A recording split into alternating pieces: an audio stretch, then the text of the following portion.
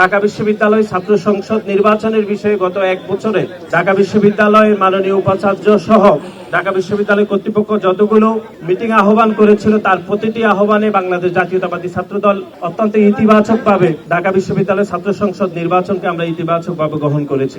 আমরা এখনো দায়িত্বহীনভাবে যেটি বলতে চাই যে 2024 সালের জুলাই এবং আগস্টে যে খুনি সংগঠন, যে সংগঠন ইতিমধ্যে সন্ত্রাস বিরোধী আইনে নিষিদ্ধ হয়েছে, সেই সন্ত্রাসীরা এখনো ঢাকা বিশ্ববিদ্যালয়ের বিভিন্ন হলে তারা অবস্থান করছে।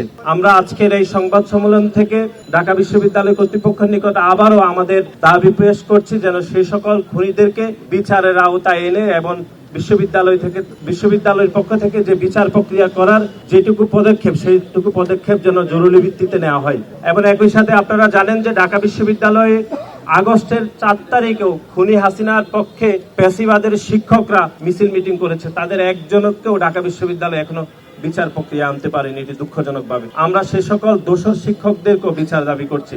সুতরাং এই যে খুনি সংগঠন ছাত্রলীগের বিচার প্রক্রিয়াকে এখনো ত্বরান্বিত না করেও তারপরে আওয়ামী লীগ দোষর শিক্ষকদের বিচার প্রক্রিয়াকে এগিয়ে না নেওয়ার পরেও যে ডাকসু চলমান রয়েছে, সে ডাকসুকে আমরা ইতিবাচকভাবে দেখে আমরা প্রতিটি পদক্ষেপকে আমরা স্বাগতম জানিয়ে বাংলাদেশ জাতীয়তাবাদী ছাত্রদল এই ডাকসুতে ঢাকা বিশ্ববিদ্যালয়ের শিক্ষার্থীদের অধিকারের জন্য আমরা নিয়মিতভাবে নিবিড়ভাবে কাজ করছি। পদ্মা সেতু, মেট্রো রেল এবং এলিভেটেড এক্সপ্রেসওয়ে নির্মাণের গর্বিত অংশীদার বসুন্ধরা সিমেন্ট।